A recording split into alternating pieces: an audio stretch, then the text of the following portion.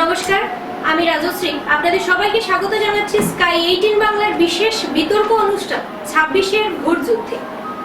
এই মুহূর্তে 2026-এর বিধানসভা নির্বাচন নিয়ে একেবারে উত্থান আসা। আমাদের রাজনীতির ময়দানে কিন্তু শুরু হয়ে গেছে জোর লড়াই, প্রতিশ্রুতি, পাল্টা প্রতিশ্রুতি আর অভিযোগের ঝড়। এই মুহূর্তে আমাদের আজকে মঞ্চে মুখোমুখি বিজেপি, কংগ্রেস, এআইইউডিএফ এবং তৃণমূল কংগ্রেসের প্রতিনিধিরা। কারা এগিয়ে, কার কৌশল কতটা শক্তিশালী এবং সবথেকে বড় কথা জনতার আস্থা কার দিকে, এই সব প্রশ্ন নিয়ে আজকের সরাসরি বিতর্ক 26-এর ভোট যুদ্ধে। তো চলুন আর শুরু করা যাক আমাদের আলোচনা। আমাদের স্টুডিওতে আজ উপস্থিত রয়েছেন কংগ্রেসের পক্ষে উপস্থিত রয়েছেন শাহাদাত আহমেদ চৌধুরী মহাশয়, দাদা নমস্কার। তৃণমূল কংগ্রেস থেকে উপস্থিত রয়েছেন পরিমল রায় মহাশয়, দাদা নমস্কার। এআইইউডিএফ দল থেকে রয়েছেন আব্দুল কায়েম চৌধুরী মহাশয়, নমস্কার। এবং বিজেপি দলের পক্ষে অর্চনা দত্ত সরকার মহাশয়, নমস্কার।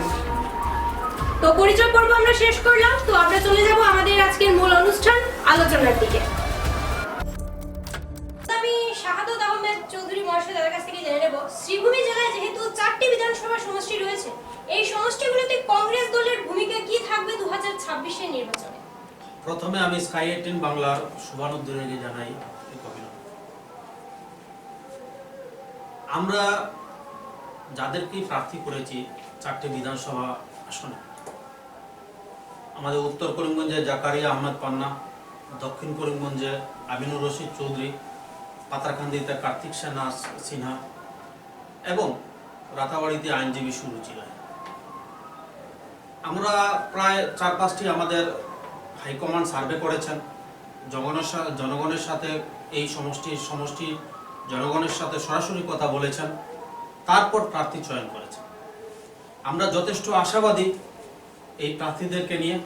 আমরা 4টি আসনেই বাজিমাত করব, কারণ এই জেলায় স্বাস্থ্য সেবা পরিষেবা ভেঙে পড়েছে, বেহাল রাস্তাঘাটের অবস্থা, কর্মসংস্থানের কোনো বালাই নেই, বেকার যুবক যুবতীরা আছেন।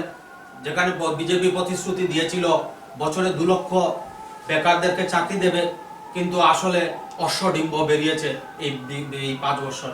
শুধু প্রতিশ্রুতি এবং উন্নয়ন বিজ্ঞাপন নির্ভর এই সরকার চলেছে। কোনো রাস্তাঘাটের কোনো বালা নেই, যেই কথা বলছেন তাদেরকে জেলে পুরা হচ্ছে। আমাদের এই জেলার এক ব্লগার করিমগঞ্জ স্টুডিওর স্বত্বাধিকারী সুজন দেবরায় কারাগারে। তার কি ইয়ে ছিল, দোষ ছিল? সে কথা বলেছে NSIDCL এর বিরুদ্ধে, কথা বলেছে রাস্তাঘাট নিয়ে, কথা বলেছে বিদ্যুৎ পরিষেবার বিরুদ্ধে, কথা বলেছে জনগণের জ্বলন্ত সমস্যা নিয়ে। তাদেরকে জেলে পুরা হচ্ছে। এই যে স্বৈরাচারী শাসন ব্যবস্থা শুরু হয়েছে, তুগলকি শাসন ব্যবস্থা এই যে শুরু হয়েছে, আমরা জনগণ এর বিরুদ্ধে প্রতিবাদ জানিয়ে সরকারের বিরুদ্ধে ভোট দেবে। তো কংগ্রেস যে এখন এই অভিযোগটা করেছে, তা নিয়ে বিজেপির অর্চনা দিকে কি বলবে? নমস্কার সবাইকে। যেহেতু সামনেই আমাদের ইলেকশন, সবাইকে এই ইলেকশনের জন্য যারা প্রতিদ্বন্দ্বিতা করছেন সবাইকে শুভেচ্ছা, অভিনন্দন। আমাদের যে কংগ্রেসের এখানে রিপ্রেজেন্ট করছেন উনি খুব সুন্দরভাবে বললেন যে ওনারা 4টা সিট পাবে। হ্যাঁ, বলতেই পারেন, আকাশ কুসুম করা সবারই ইচ্ছা থাকে, সে থাকুক, কিন্তু আমরা তো এরকম আকাশ কুসুম কথা বলি না, যেটা সত্যি সেটাই বলি। আমাদের যেহেতু সাউথ করিমগঞ্জটা অ্যালায়েন্সে আছে, এজিপি দেওয়া হয়েছে, দলকে দেওয়া হয়েছে, তো আমাদের 3টা আমরা শ্রীভূমিতে আমাদের বিজেপি দলের প্রার্থী আছে। তো আমাদের এই 4টাই আমরা এনডিএ যেটা আমাদের অ্যালায়েন্স আছে, আমাদের এই 4টা সিট আমরাই পাচ্ছি। দ্বিতীয়ত উনি খুব সুন্দরভাবে বললেন, আগেও ওনার সাথে আমার একটা শোতে কথা হয়েছিল, উনি খুব আধা নলেজ নিয়ে কথাগুলো বলেন। চাকরির ব্যাপারে উনি বললেন যে চাকরি হয়নি। তো আমার শুনে খুবই কষ্ট হচ্ছে যে উনি ওনার ইনফরমেশন যেটা নেটওয়ার্ক আছে ওটা কতটা উইক সেটার উপরেই এটা আপনি রিপোর্টার, আপনারই জানা আছে। আমাদের যশস্বী মুখ্যমন্ত্রী হেমন্ত বিশ্ব শর্মা মহাশয় বলেছিলেন 1 লক্ষ চাকরি দিবেন, যেটা আজকের ডেটে 1 লক্ষর থেকে বেশ ঊর্ধ্বে 1,30,000-এরও উপরে চাকরি দেওয়া হয়েছে।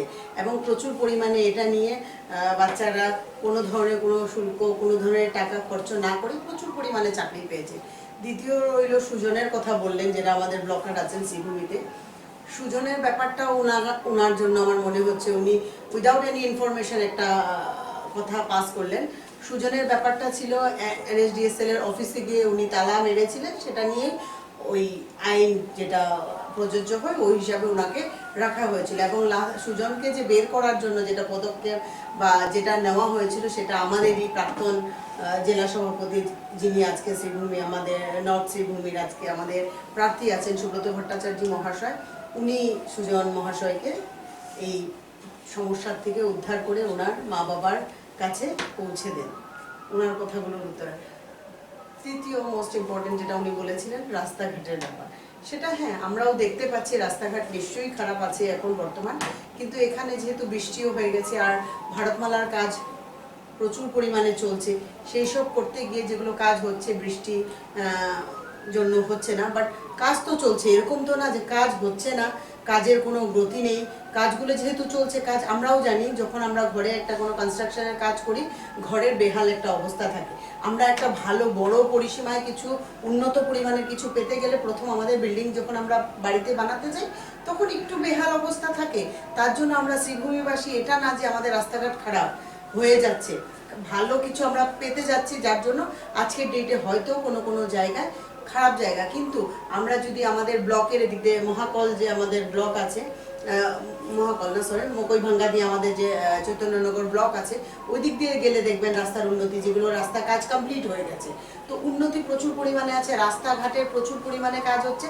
হ্যাঁ, আমাদের নর্থ শ্রীভূমির যেগুলো কাজ চলছে আগামীতে অতি সত্যি কাজগুলো শেষ হয়ে যাবে এবং রাস্তা আমরা সুন্দরভাবে পাচ্ছি। তো ওনার জন্যই কষ্ট হচ্ছে যিনি আমাদেরকে এরকম মিসগাইড করছে। আমার কথা হলো ইলেকশন হচ্ছে, ইলেকশন হবে, সবাই প্রতিদ্বন্দ্বিতা করবে, ভালো মন্দ সবার মধ্যেই থাকবে, কিন্তু আমরা জনগণকে মিসগাইড করব না, যেটা আছে সেটাই বলবো। মিথ্যা ইনফরমেশন, আমার মিথ্যা ইনফরমেশন অন্যকে দিয়ে। চলে যাচ্ছি এবার তৃণমূল কংগ্রেসের দিকে। তো আপনি কি কংগ্রেসের সাথে একমত নাকি দাদা যে আগে বললেন? ধন্যবাদ স্কাই 18 বাংলা, আপনাদের সহযোগিতায় আজকে আমাদের যে সমস্যাগুলি জেলার আছে সেগুলি তুলে ধরার একটা সুযোগ করে দিয়েছেন, এবং আমার সঙ্গে যারা আছেন আমরা বিভিন্ন দলের প্রতিনিধি হলেও আমাদের সামাজিক একটা মেলবন্ধন আমাদের মধ্যে আছে, একটা কর্ডিয়াল রিলেশনের মধ্যে এবং কর্ডিয়াল সিচুয়েশনের মধ্যে আমরা এই কথাগুলি বলছি। আমাদের মধ্যে কোনো ইয়ে নেই, ব্যক্তিগত কোনো কিছু নেই, বিভেদ নেই। ইস্যুটা হচ্ছে কংগ্রেস যেগুলি কথা বলছে NHIDCL। আমি প্রথমে NHIDCL সম্পর্কে দুই একটি কথা তুলতে চাই। এখানে পুলিশ NHIDCL-কে অ্যারেস্ট করেছে বা তালা ঝুলানো নিয়ে কিছু আইনি পদক্ষেপের ব্যবস্থা পুলিশ নিয়েছে, কিন্তু এটা ঠিক NHIDCL আমি যদি শুরু করি বদরপুর থেকে, তাহলে মালুয়া অঞ্চলে NHIDCL-এর একটা ভয়াবহ অবস্থা। সেই ভয়াবহ অবস্থা এমন পর্যায়ে যে সেখানে সাকাইতি বিল একটা আছে, সাকাইতি বিলের জলটা আঙ্গাং বিলের মধ্যে যায়, রোড ক্রসিং করে যায়, এটা ন্যাচারাল একটা খাল আগে ছিল, সেই খালটা বন্ধ করে দিয়েছে NHIDCL। বন্ধ করার ফলে প্রায় 2500 বিঘা জমি ওখানে ক্ষেত হচ্ছে, এখনো জল জমাট হয়ে বসে আছে। আমাকে কান্দিগ্রাম এলাকার মানুষ, হিন্দু মুসলমান সবাই বলছে যে আমাদের এই কদিন আগের বৃষ্টিতে ফিশারি ডুবে গেছে, মাছ বেরিয়ে গেছে, আমাদের একমাত্র সোর্স এইগুলি ফিশারি করে আমরা খাওয়ার, সেটাও আমাদের অবস্থা এখন গিয়ে দেওয়ালে গিয়ে ঠেকেছে। NHIDCL-এর তুগলকি কাণ্ডের ফলে আজকে ওই এলাকাতে এমনভাবে রিটেইনিং ওয়াল হয়েছে যে দু সাইডে একটা স্কুল আছে, মসজিদ আছে, হেলথ সেন্টার আছে, সেখানে মানুষ গিয়ে পৌঁছাতে পারছে না, স্কুলের ছাত্ররা গিয়ে পৌঁছাতে পারছে না। বৃষ্টি হলে হাঁটু অবধি কাদা থাকে।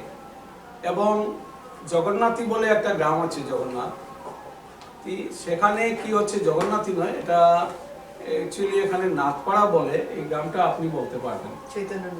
চৈতন্যনগর না, চৈতন্যনগরটা ভেতরে, একদম রোড সাইডে, জালালপুরের সাইডে জগন্নাথপুর।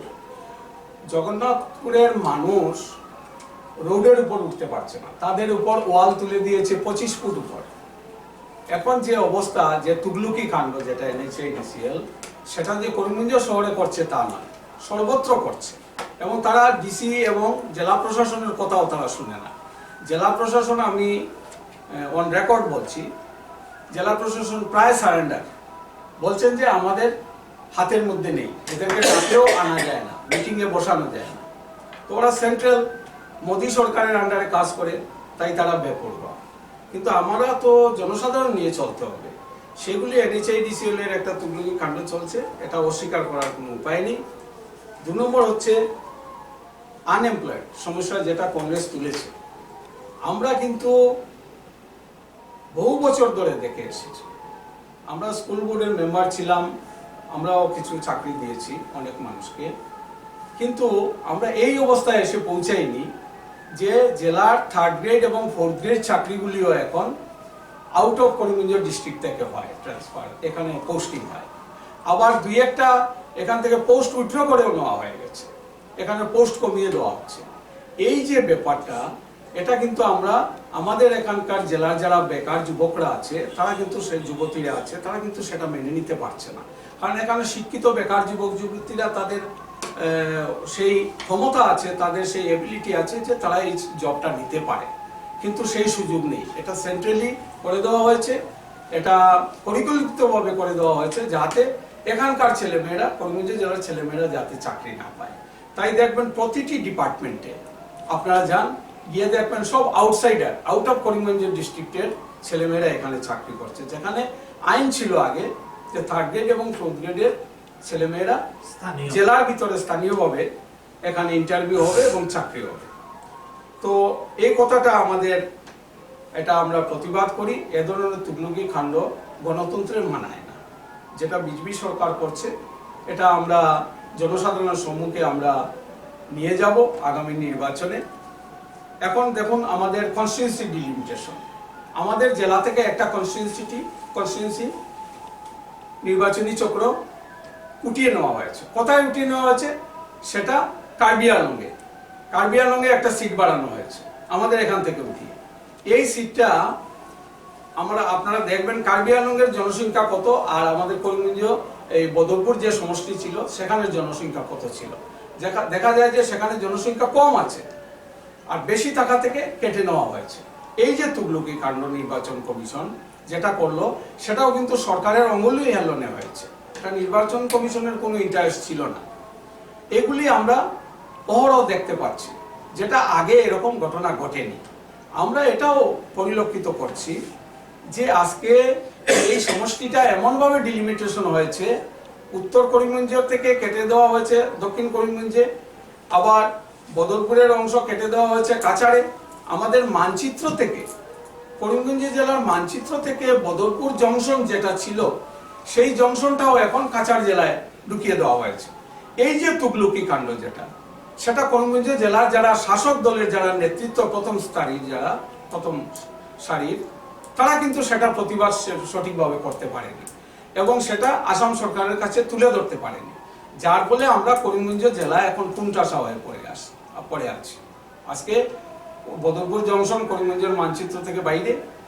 আমরা আজকে কনস্টিটিউয়েন্সি ডিলিমিটেশনের ফলে বদরপুর ঘাটে, বদরপুর অঞ্চলের মানুষ এখন কাঠিগড়া সমষ্টির মধ্যে ঢুকে গেছে। আমাদের বদরপুর অঞ্চলের যেখানে রাকেশনগর বা গুড়ামারা অঞ্চল, যেগুলি নর্থ করিমগঞ্জ সমষ্টির মধ্যে ঢুকানো যেত, সেগুলি কেটে নিয়ে রামকৃষ্ণনগরে ঢুকানো হয়েছে। এই যে অদ্ভুত একটা পরিস্থিতি তৈরি করা হয়েছে, এটা পরিকল্পিতভাবে করা হয়েছে যে তাতে বাঙালিরা এখান থেকে মাথা তুলে না দাঁড়াতে পারে। এটাই এই সরকারের মূল নীতি এবং মন্ত্র।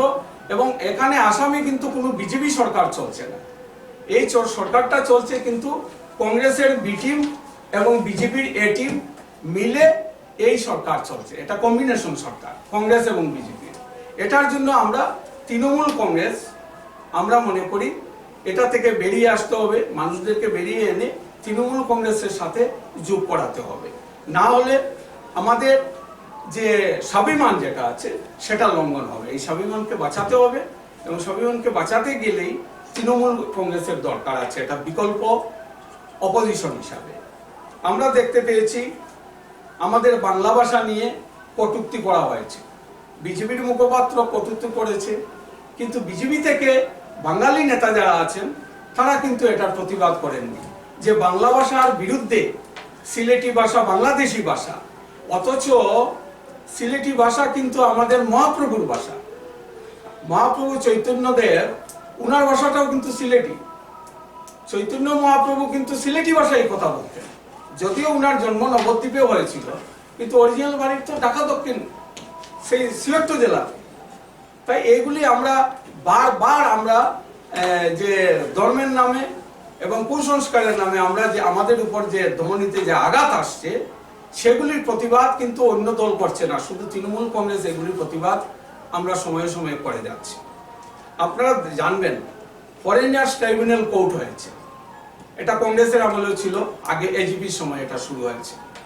এই ফরেনার্স ট্রাইব্যুনাল কোর্টটা দেখা যায় যে আসাম সরকার নেপালিদেরকে বাদ দেওয়া হয়েছে, কোচ রাজবংশীদেরকে বাদ দেওয়া হয়েছে, কিন্তু ফরেনার্স ট্রাইব্যুনালতে বাংলা ভাষায় কথাবার্তা বলা বাঙালি লোকদেরকে কিন্তু রেহাই দেওয়া হয়নি।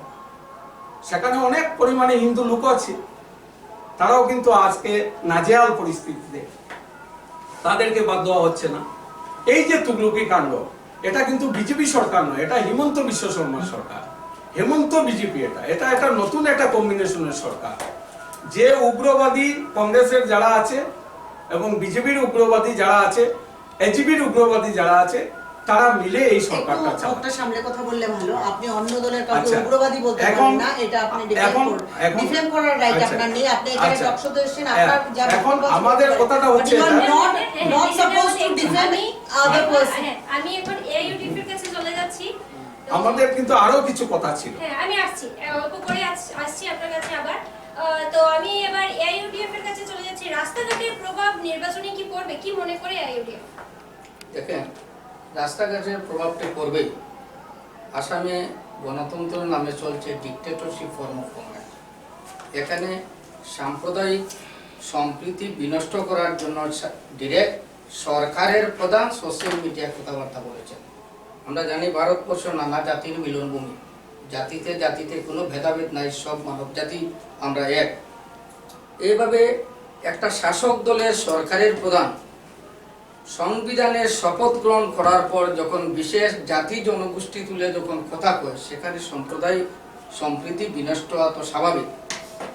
তখন অনেক একদিকে দেখেন এসআরের নামে নাগরিকদের হয়রানি করা হচ্ছে, উচ্ছেদের নামে নাগরিকদের হয়রানি করা হচ্ছে। উচ্ছেদের নামে নাগরিকদের হয়রানি করা হচ্ছে। বাংলাদেশে যারা আছে, দেখেন, এখানে যারা পাট্টাদার, যারা আচ্ছা, মুসলিম আছে, না না না, আমি আপনি কথাটা বলি, আমি কথাটা ইনফরমেশনটা বলি। ভুল ইনফরমেশন দিলে এটা হবে না বাংলাদেশ তো। নয় তো। তারা বাংলাদেশে উচ্ছেদ কাকে করছে? যার ব্যাপার কোকো পেপার ওয়ার্কে এটা কোনো সরকার করছে না, এটা সুপ্রিম কোর্টের, আপনার হয়তো ল জানেন, সুপ্রিম কোর্টের অর্ডার এগুলো হচ্ছে, এটা ফরেস্ট গভর্নমেন্ট করছে, ফরেস্ট থেকে করছে, ফরেস্ট অফিসাররা করছে, এটা কোনো বিজেপি সরকার করছে না। আমার কথাটা বলে দেই, তারপর আপনি কাউন্টার যাতা বললে তো আর এখানে বসে শুনবো না।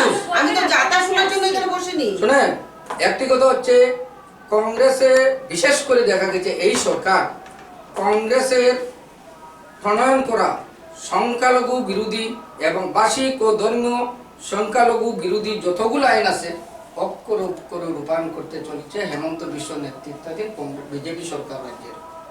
যার ফলস্বরূপ একটা দেখুন ডিলিমিটেশন অ্যাক্ট 2009-এ যেটা করা হয়েছিল, তরুণ গগৈ নেতৃত্বাধীন সরকার সেটা প্রণয়ন করেছিল। সেই তরুণ গগৈ নেতৃত্বাধীন সরকারের প্রণয়ন করা আইনগুলা অক্ষরে অক্ষরে রূপান্তরিত করেছে হেমন্ত বিশ্ব শর্মার নেতৃত্বাধীন রাজ্যে বিজেপি সরকার। যার ফলস্বরূপ করিমগঞ্জ জেলার একটি বিধানসভা সমষ্টির বিলুপ্তি ঘটিয়ে কার্বি আংলঙের সঙ্গে অন্তর্ভুক্ত করা হচ্ছে। তাই এই সরকার করিমগঞ্জের জন্য উন্নয়নমূলক উন্নতি করতে চাইছেন কিনা। দ্বিতীয়ত হচ্ছে, ইভিকশন অ্যাক্ট, আজ পাতারকান্দির কথা বলুন, মধুরবন্দর কথা বলুন, ইভিকশন অ্যাক্টটিও 2011 সালে তরুণ গগৈ নেতৃত্বাধীন সরকার প্রণয়ন করেছিল। সেই সরকারের আমলে হেমন্ত বিশ্ব শর্মা মহোদয় ছিলেন আসাম সরকারের শিক্ষা ও আসাম চুক্তি রূপায়ণ কমিটির বিভাগীয় দপ্তরের মন্ত্রী। সেই টাকার সুবাদে তরুণ গগৈ নেতৃত্বাধীন সরকারের যে আইনগুলা ইভিকশন অ্যাক্টগুলা পাস করেছিল সেটা অক্ষরে অক্ষরে রূপান্তরিত করতে চলেছে বিজেপি নেতৃত্বাধীন সরকার। এসে যাই 2005 সালে যে এসআইআর করা হয়েছিল আসামে, এই এসআইআর অ্যাক্টগুলা প্রণয়ন করে তরুণ গগৈ নেতৃত্বাধীন সরকার যাদের নাম ভোটার তালিকায় যে কোনো কারণে অন্তর্ভুক্ত হয়নি তাদেরকে ডিটেনশন ক্যাম্প বানিয়ে তাদের অন্তর্ভুক্ত করা হয়েছে, পোস্ট পেক করা হয়েছে। সেই এসআইআর হওয়ার পর এখানে আসামে এনআরসি হয়েছে। 2024 সালের ডিসেম্বরের 24 তারিখে মহামান্য সুপ্রিম কোর্ট চূড়ান্ত রায় দিয়েছে এনআরসির ব্যাপারে। এনআরসি বৈধ বলে ঘোষণা করেছে। করার পর তারপর যখন আসাম সরকারের কাছ থেকে প্রপোজাল গেল যে এসআইআর করা হবে 2025-এ, করার পর মহামান্য আদালত নির্দেশ দিয়েছে এখানে যেহেতু এনআরসি হয়েছে এখানে এসআইআর করার প্রয়োজন নয়। তারপর পরিকল্পিতভাবে জনগণকে হয়রানি করার স্বার্থে রাজ্য সরকারের প্রস্তাবে এসআইআর এর পরিবর্তে 2025-এ ডিসেম্বর মাসে এসআর করা হয়েছে। এসআর করার পর অনেক ভারতীয় নাগরিকদের নাম বাতিল করা হয়েছে। আপনারা ভোটার লিস্ট যদি ভেরিফাই করেন আপনারা দেখতে পাবেন ক্লেমস এন্ড অবজেকশন এখনো চলছে, এই ব্যাপারে অনেক আন্দোলন চলছে। তারপর আরেকটি কথা বলতে হচ্ছে, করিমগঞ্জের নাম পরিবর্তন করে শ্রীভূমি করা হয়েছে। বিভিন্ন ছাত্র সংগঠন, সামাজিক সংগঠন, বেসরকারি সংগঠনগুলা যৌথভাবে আন্দোলন করেছিল। করার পরে গণতন্ত্রের নামধারণকারী রাজ্যে ডিক্টেটরশিপ ফর্ম অফ গভর্নমেন্ট, এমনকি এনসি কলেজের মাইনর ছাত্রীদেরকে পর্যন্ত রেহাই দেওয়া হয়নি। জেলা শাসককে চাপ সৃষ্টি করে এনসি কলেজের ছাত্রকে জেলে পুটা হয়েছে। সেটা কি সরকারের মানবিক দৃষ্টিভঙ্গি? এই সংক্রান্ত ব্যাপারে তারপর আরেকটা আছে এনআইডিসি, যেটা national highway and infrastructure development কর্পোরেশনের কথা বলা হয়েছে। এদের কাজকর্ম অত্যন্ত নিম্নমানের, স্লো মোশনে চলছে। কেন্দ্রীয় সরকারের স্বরাষ্ট্রমন্ত্রীর জনৈক এক লোক এখানে ঠিকাদার রয়েছে। সেজন্য কোনো কথা বললেই ডিক্টেটরশিপ ফর্ম অফ গভর্নমেন্ট আপনাদেরকে জেলে পুঁতে পাঠানো হবে। ভারতমালার নামে বিভিন্ন জায়গাতে দেখা গেছে যে জমি অধিগ্রহণ করা হয়েছে, ভূমি অধিগ্রহণ আইন অনুযায়ী রেভিনিউ ডিপার্টমেন্ট এবং জেলা প্রশাসনের কাছ থেকে নোটিশ দেওয়া হয়েছে। অনেক মানুষের জায়গা সরকার জবরদখল করে ইউজ এন্ড অকুপাই করছে, কিন্তু তাদের যে কম্পেনসেশনের টাকা এখনো রিলিজ করা হয়নি। সরকার যে ক্রাইটেরিয়াগুলো দেওয়া হয়েছে, সার্কুল অফিসে যাওয়ার পর দেখা গেছে রেভিনিউ সার্কুলার লটামিনকে টাকা না দিলে ওরা পজেশন সার্টিফিকেট পর্যন্ত দেয় না। এইটা কি উন্নয়নের নামে এই যে দুর্নীতি যেটা চলছে, এই জবাব আগামী বিধানসভা নির্বাচনে সরকারকে দিতে হবে অবশ্যই। করিমগঞ্জের নাম যে পরিবর্তন করো, এটা একটা ঐতিহাসিক নাম ছিল। মানুষের প্রতিবাদ করছে, জনগণের প্রতিবাদকে কোনো মূল্যায়ন দিতে চাইছে না, শুধু সরকার ব্যস্ত মিয়া অসমিয়া এই নাম দিয়ে। একটি কথা জানা দরকার, এখানে যে বাঙালি বলতে এরা বাংলাদেশ থেকে আসে নাই। ভারতবর্ষ পৃথকীকরণ স্বাধীনতা আন্দোলনের পর তৎকালীন প্রয়াত প্রধানমন্ত্রী পণ্ডিত জওহরলাল নেহরু এবং বাংলাদেশের প্রয়াত প্রধানমন্ত্রী লিয়াকত আলী খানের সহিত প্রথম একটা চুক্তি হয়েছিল। সেই চুক্তির মর্মানুযায়ী 1951 সালকে ভিত্তি বছর ধরে নাগরিকপঞ্জি নবায়নের কথা উল্লেখ রয়েছে। দ্বিতীয় পর্যায়ে ভারতের কংগ্রেস দলের প্রয়াত প্রধানমন্ত্রী ইন্দিরা গান্ধী এবং পাকিস্তানের প্রয়াত প্রধানমন্ত্রী লিয়াকত আলী খানের সহিত দ্বিতীয় চুক্তি হয়েছিল। সেই চুক্তির মর্মানুযায়ী 1966 সালকে ভিত্তি বছর ধরে নাগরিকপঞ্জি নবায়নের কথা উল্লেখ করা হয়েছে। তৃতীয় পর্যায়ে পাকিস্তান বাংলাদেশ পৃথকীকরণ আন্দোলন হয়েছিল, সে আন্দোলনে নেতৃত্ব দিয়েছিল বাংলাদেশের মুক্তিযোদ্ধা বাহিনীর সভাপতি শেখ মুজিবুর রহমান। ভারত সরকার সেই সময় মুজিবুর রহমানকে সহায়তা করেছিল। সহায়তা করার পর বাংলাদেশ স্বাধীন হয়েছিল। বাংলাদেশ স্বাধীনতার পূর্বে তৃতীয় একটি চুক্তি হয়েছিল ভারতের প্রয়াত প্রধানমন্ত্রী ইন্দিরা গান্ধী এবং বাংলাদেশের মুক্তিযোদ্ধা বাহিনীর প্রধান মুজিবুর রহমানের সহিত। সেই চুক্তির মর্মানুযায়ী 1971 সালের 24 মার্চকে ভিত্তি বছর ধরে নাগরিকপঞ্জি নবায়নের কথা উল্লেখ করা হয়েছে এবং এই 71-এর 24 মার্চ রাত্রি 12 ঘটিকা পর্যন্ত যারা বাংলাদেশ বা পাকিস্তানে আশ্রয় গ্রহণ করেছিল, বাংলাদেশ পাকিস্তান সরকার তাদেরকে নাগরিকত্ব দেওয়ার কথা উল্লেখ রয়েছে এবং সেই সময় যারা বাংলাদেশ বা পাকিস্তান থেকে ভারতবর্ষে প্রত্যাবর্তন করেছিল তাদেরকে ভারত সরকার নাগরিকত্ব দেওয়ার কথা উল্লেখ রয়েছে। এখানে কথার সঙ্গে সঙ্গে হেমন্ত বিশ্ব শর্মা মহোদয় বিশেষ এক জনগোষ্ঠীকে টার্গেট করে বলেছেন ওরা বাংলাদেশি, কিন্তু উনি কি জানেন না এই মডেলিটি কে তৈরি করেছে? যে চুক্তিগুলা 3টা চুক্তি আছে ইন্টারন্যাশনাল চুক্তি, ইন্টারন্যাশনাল লেভেলের কোনো ডিসকাশন ছাড়া সেই চুক্তিগুলা বাতিল করা সম্ভব হয় না। কিভাবে মাননীয় মুখ্যমন্ত্রী মহোদয় মিসগাইড করে লোকসভা নির্বাচনে বলেছেন মৎস্যজীবী সম্প্রদায়ের লোককে আমি খিলঞ্জিয়া হিসাবে স্বীকৃতি দিব। খিলঞ্জিয়ার জন্য যেহেতু 3টা চুক্তি হয়েছে, মুখ্যমন্ত্রীর অতিরিক্ত কোনো ক্ষমতা নেই। ভারতবর্ষে হচ্ছে সিঙ্গল সিটিজেনশিপ, এখানে রাজ্য সরকারের সিটিজেনশিপ দেওয়া আওতার বাইরে কেন্দ্রীয় সরকারের নির্দেশ মর্মে সেগুলা রাজ্য সরকার ইমপ্লিমেন্ট করতে হয়। তাই আমরা বলেছি কংগ্রেস যেভাবে দায়ী, বিজেপিও সমদোষের দোষী। এবারকার নির্বাচনে মানুষ তৃতীয় মোর্চার সরকার গঠন হবে আসামে। আমরা চাই ইউডিএফ দল, আমাদের দলের ম্যানিফেস্টো হচ্ছে সমন্যায় সম অধিকার প্রতিষ্ঠা। তাই সম মনোভাবাপন্ন রাজনৈতিক দলে মিলে বিধানসভা নির্বাচনের পর আসামের তৃতীয় মোর্চার সরকার গঠন করা হবে। বর্তমান যে প্রদেশ কংগ্রেস সভাপতির সহিত বিজেপির একটা অংশ রয়েছে, তাই দুজনে বোঝাপড়া করে প্রার্থী মনোনয়ন দিচ্ছেন। আমাদের একটা সন্দেহ হচ্ছে, কয়েকদিন পরে বোঝা গেছে যে বিজেপি থেকে কংগ্রেসে আসছেন, কয়েকদিন পর দেখা গেছে কংগ্রেস থেকে ম্যাক্সিমাম, এমনকি প্রদ্যুৎ বরদলৈর মতো একজন সাংসদও কংগ্রেস থেকে বিজেপিতে যোগদান করেছে। তাই দল বলতে কোনো আইডিওলজি নেই বলে আমরা একটা ধারণা। আমি এই বলে সবাইকে ধন্যবাদ জানাচ্ছি। আর কোনো প্রশ্ন করলেও আমরা জবাব দিতে প্রস্তুত। তো আমি আবারও আসছি আপনার কাছে, তো আমি বিজেপির কাছে চলে যাচ্ছি। এআইইউডিএফ আর তৃণমূল কংগ্রেস যে এই কথাগুলো বললো, আপনার এই নিয়ে কি বলতে চান? আমি তো এখানে টক শোতে ভেবেছিলাম আসবো, এখানে হয়তো ভালো ভালো কথা শুনবো, তর্ক বিতর্ক হলেও ভালো ভালো মানে কোয়ালিটি ডিসকাশন হবে, কিন্তু এখানে দেখছি lack of information, they doesn't know about everything.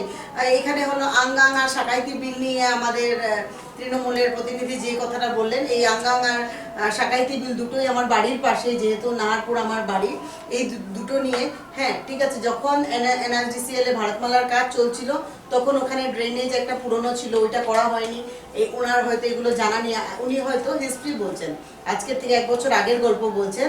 আমি যখন জেলা পরিষদ হলাম তখন গত বছর ফ্লাডের কথাই, তখন যখন জল জমে গেল এটা নিয়ে কথা হয়েছে, ডিসি মহোদয়, সার্কেল অফিসার সবাইকে জানানো হয়েছে। জানানোর পর এখানে ড্রেনেজ সিস্টেম অলরেডি ডান, এই ব্যাপারটা ওনার জানা নেই। উনি বললেন, আমি কি বলবো, আমার কিছু বলার নেই, এটা অলরেডি ডান উনি বললেন। দ্বিতীয়ত জগন্নাথপুরের যে ব্যাপারটা বললেন যে এখানে ফিশারি ডিপার্টমেন্ট, ফিশারি করেই মানুষরা জীবন অতিবাহিত করছে, ফ্লাডে ডুবে যাচ্ছেন, কি বললেন কান্দিগ্রাম সাইডের যেটা বললেন। কিন্তু কান্দিগ্রাম সাইডে গিয়ে দেখবেন আপনারা, যেহেতু আমাদের ফ্লাড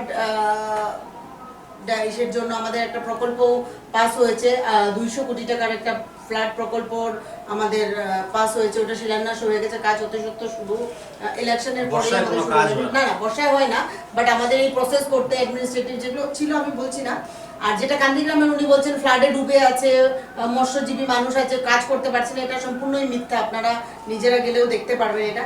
এনএসডিসিএল এ যেটা উনি বললেন যে সেন্ট্রাল গভর্নমেন্টের সাথে লিঙ্কেজের জন্য কেউ ভয় পাচ্ছে, কেউ কথা বলছেন না, এইগুলো কাল্পনিক কথা দিয়ে কি মানে আমি এগুলো সব কাল্পনিক একটা হ্যালোসিনেশন হচ্ছে আর কি। এই টকশোটা মানে আমার কাছে একটা মানে মনে হচ্ছে যে যে যেমনি পাচ্ছে হ্যালোসিনেট করছে আর কি, বানিয়ে গেছে। আর আনএমপ্লয়মেন্টের কথা যেটা বলছেন, যেটা ওনারা বলেছেন, আনএমপ্লয়মেন্ট অবভিয়াসলি আজকের ডেটে বাচ্চারা এতভাবে শিক্ষাগতভাবে সবাই এলিজিবল, আনএমপ্লয়মেন্ট নিশ্চয়ই আছে, আমি বলছি না আনএমপ্লয়মেন্ট নেই, কিন্তু কংগ্রেস সরকার থাকা অবস্থায় কটা লোক কটা চাকরি পেয়েছে এবং কত টাকা দিতে হয়েছে আমাদের স্থানীয়রা চাকরি পেয়েছে, স্থানীয়রা চাকরি পেয়েছে, সেটা আপনি স্বীকার করুন।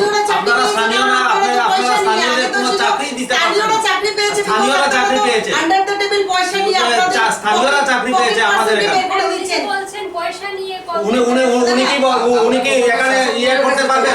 আপনাকে উনি দিতে পারবেন? এখানে হলো এটা অসাংবিধানিক কথাবার্তা এখানে বলে লাভ নেই। উনি কি প্রমাণ দিতে পারবেন? উনি কি প্রমাণ দিতে পারবেন? আপনি এই সরকার বাঙালি বিদ্বেষী সরকার, যে সরকার রবীন্দ্রনাথের জন্মদিনে ছুটি দেয় না, পূজার বৌদ্ধ কমিয়ে এনেছে 4 দিনে, যে সরকার বাঙালি নেতৃত্ব ধ্বংস করে দিচ্ছে, যে সরকার বাঙালি নেতৃত্ব ধ্বংস করে দিচ্ছে। জাতীয় সড়ক আর 2 বছর হয়ে গেল, জাতীয় সড়কের কোনো কাজ হচ্ছে না। করিমগঞ্জ শহরের প্রধান জাতীয় সড়ক সুলতান গান্ধী পর্যন্ত জাতীয় সড়কের কোনো কাজই হচ্ছে না, প্রশ্নে পরিণত হয়েছে। জল জীবন মিশন ভেঙে পড়েছে, প্রধানমন্ত্রী জল জীবন মিশন ভেঙে পড়েছে, এখানে জল জীবন মিশন প্রশ্নে পরিণত হয়েছে, যোগাযোগ ব্যবস্থা ভেঙে পড়েছে। প্রশ্ন আজকে আইসিইউ নেই করিমগঞ্জ হয়েছে, যেখানে কোনো রোগীকে হসপিটালে ভর্তি করা হয় না, একটু ক্রিটিক্যাল হয়ে হলে রেফার করে দেওয়া হচ্ছে আইসিইউ শব্দটা মেডিকেল কলেজে। বিজেপি সরকার ফেনে চলছে আইসিইউ। কংগ্রেস জামানাতে হসপিটালের কি অবস্থা ছিল কংগ্রেস এই হসপিটাল করিমগঞ্জের উন্নয়ন বন্ধ করে একটা সমষ্টি বাতিল করে অন্য জায়গাতে অন্তর্ভুক্ত করা হয়েছে। একটা সমষ্টির উন্নয়ন শ্রীভূমি যেগুলো চাকরি হয়েছে মেধার ভিত্তিতে হয়েছে, কিন্তু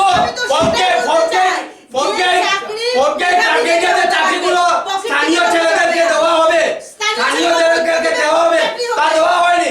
বেকার যুবকদের আজকে বেকার যুবকদের কোনো চাকরি নেই বেকার যুবকরা। এই যারা চাকরি পেয়েছে তারা মেধার ভিত্তিতে চাকরি পেয়েছে, কিন্তু বিজেপি সেখানে কোনো ক্রেডিট নেই, বিজেপি সরকারের কোনো ক্রেডিট নেই, সেখানে বিজেপি সরকারের কোনো ক্রেডিট নেই। আমি একটা কথা বলতে চাই, আমার একটা প্রশ্ন, তাদের বিপদে আছে বলেই তারা চাকরি পেয়েছে, কিন্তু সরকার নেই চাকরিটার স্থানীয়দের কোনো চাকরি হয়নি। একজন কথা বলুন, না হলে কথা শোনা যাবে না। বলো না আমাদের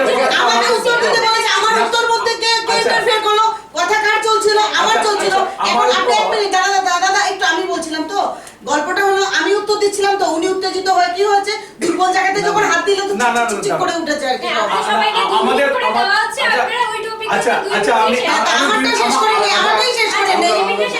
আনএমপ্লয়মেন্টের গল্পটা যেটা হয়ে গেল, যে মেধাবী ছাত্ররাই কংগ্রেসের মুখে দিয়ে বেরোলো, যে মেধাবী ছাত্ররাই চাকরি পাচ্ছে, আমাদের তো উত্তরটাই এখানে। কংগ্রেসে তো মেধাবী চাকরি পেয়েছে, মেধাবী চাকরি, কিন্তু আমরা স্থানীয়দেরকেও চাকরি দিয়েছি, আমরা স্থানীয়দের দিয়েছি। এই পরিমল বাবু কংগ্রেসে ছিলেন, উনি স্কুল বোর্ডের মেম্বার ছিলেন, উনি বলতে পারবেন। পয়সা নিয়েছেন, লোকাল মানুষকে চাকরি দিয়েছেন। পরিমল বাবু আপনি পয়সা নিয়েছেন কি? আর পার্লামেন্টের কথা আমরা আপনি কি পয়সা নিয়েছেন পরিমল বাবু? আপনি বলুন।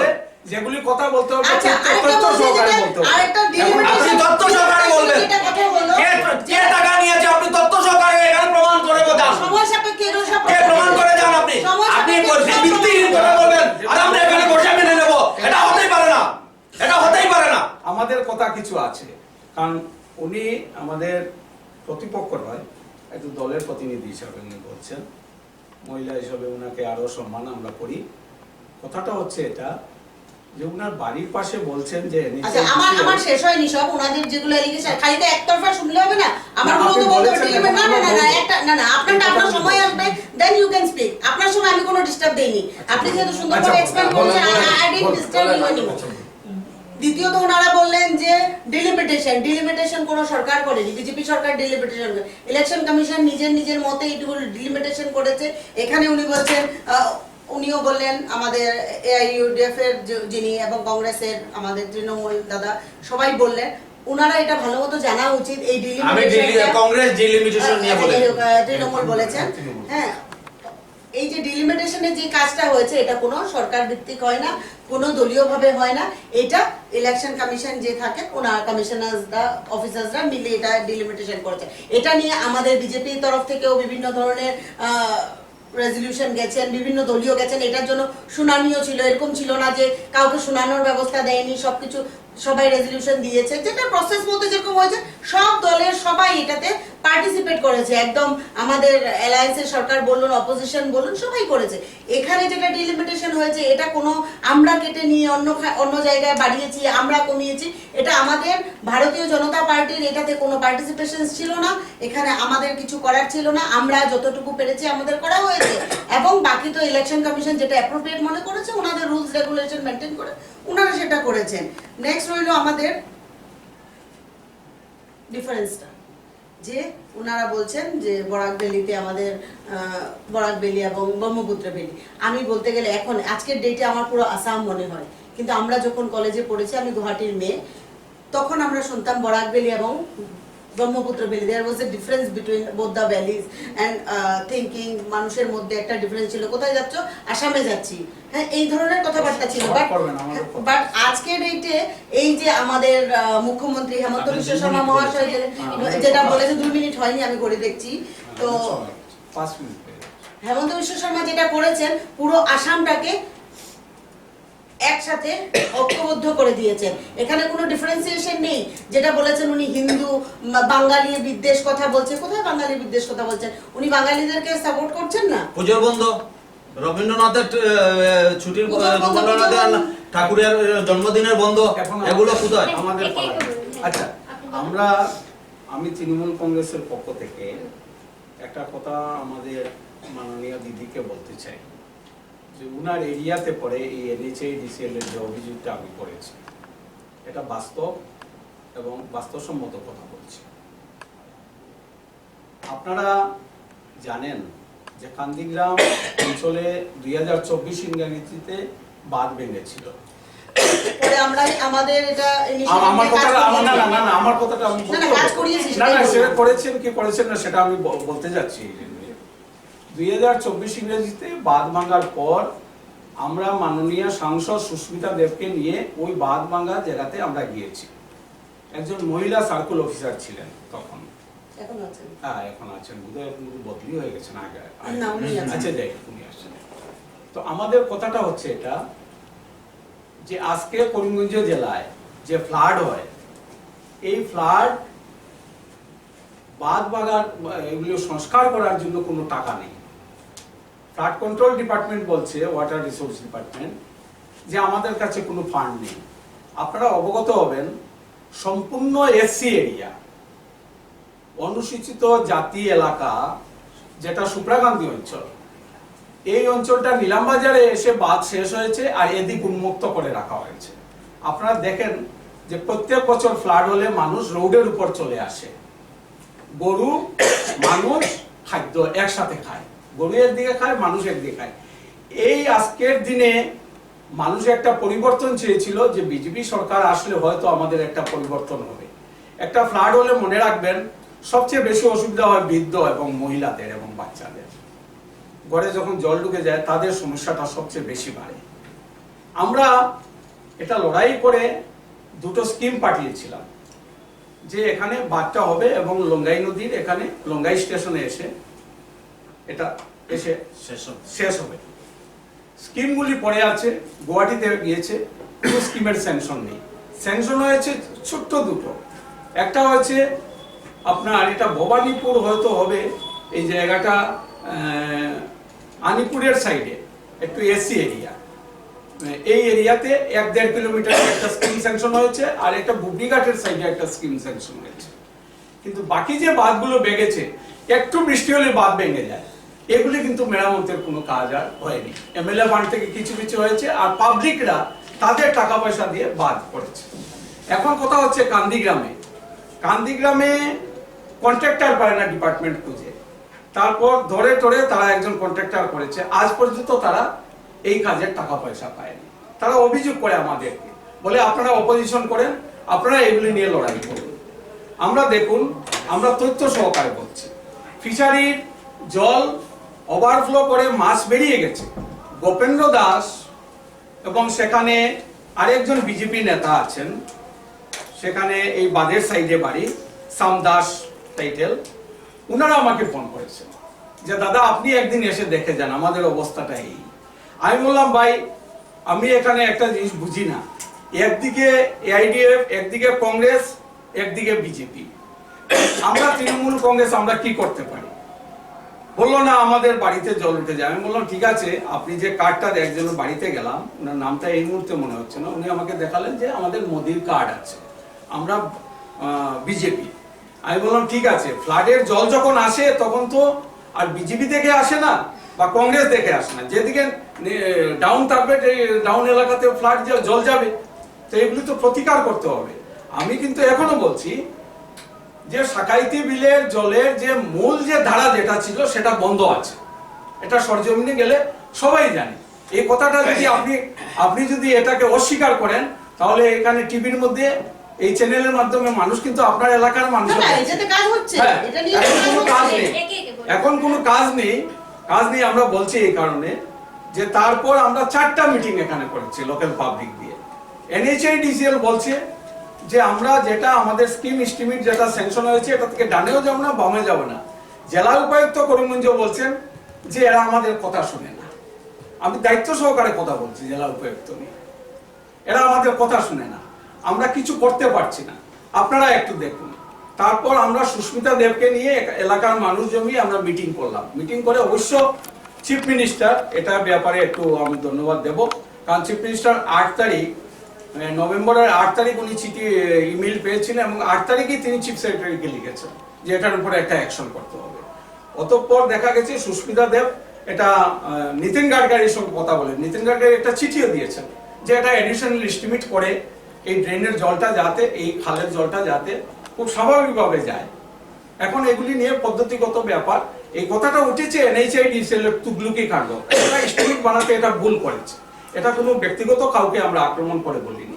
তাদের একটা বড়প্পন এটা যে আমরা সেন্ট্রাল টিম আমরা যেটা করব সেটাই হবে। এই জন্য তো এখানে দুর্গাপূজার সময় পিচ করা হলো, বৃষ্টির মধ্যে পিচ টিকা হলো না, টিকলো না, এখন আবার বৃষ্টি এসে এখন আবার মাটি ঢেলে দিয়েছে। এটা তো অস্বীকার করলে হবে না, এটা 16 টনের রাস্তা, এটা রাস্তার বহন ক্ষমতা হচ্ছে 16 টন, এখানে গাড়ি যাচ্ছে 45 টনের। এই যে হচ্ছে সিন্ডিকেট ব্যবস্থা, এই সিন্ডিকেটের কারণে আজকে করিমগঞ্জ শহরের মানুষ নাজেহাল। আপনি করিমগঞ্জ শহরের কথা যদি আপনি ভাবুন তাহলে দেখবেন এখানে কোনো সুযোগ সুবিধা কিন্তু পৌরসভা থেকে দিচ্ছে না, বরং পৌরসভা এখানে কর্পোরেশনের মতো ট্যাক্স নিচ্ছে। আগে 100 টাকা যার ট্যাক্স ছিল এখন 1000 টাকা ট্যাক্স হয়েছে। এই কথাগুলি মানুষ অনুধাবন করছেন, মানুষ বুঝতে পারছেন, মানুষ এটা কিন্তু ভাবছেন যে আমাদেরকে 1200 টাকা দিয়ে যে অরুণোদয় দিয়ে বোধহয় আমাদেরকে ঠান্ডা করা যাবে, এটা কিন্তু ঠান্ডা হবে না। এবারের নির্বাচনে এটার প্রতিফলন অবশ্যই ঘটবে এবং মানুষ একদম করে নিয়েছে, পণ করে নিয়েছে যে মেডিকেল কলেজের একটা দৃষ্টান্তমূলক একটা উদাহরণ ভোটের মাধ্যমে দিতে হবে। মেডিকেল কলেজ যেভাবে একটা আইনি বহির্ভূত একটা স্থাপন হয়েছে, এটা কোনো জগতে দেখেছেন যে যে সমষ্টিতে বুট বেশি হবে সেই সমষ্টিতে মেডিকেল কলেজ হবে? রোগী কি বুটের সঙ্গে তুলনা হয় নাকি? রোগী তো রোগী। আজকে এই কথাগুলি বলার কারণটা হলো যে করিমগঞ্জের সঠিক নেতৃত্ব না থাকার কারণে, করিমগঞ্জের সঠিক নেতৃত্ব না থাকার কারণে আজকে করিমগঞ্জকে বন্ধক দেওয়া হয়েছে এবং এই বন্ধক থেকে আমরা সরিয়ে আনার জন্য, এটা বের করে আনার জন্য আমরা তৃণমূল কংগ্রেস মাঠে নেমেছি এবং লড়াই করছি এবং আমরা লড়াই করব। এইসব কি নির্বাচনে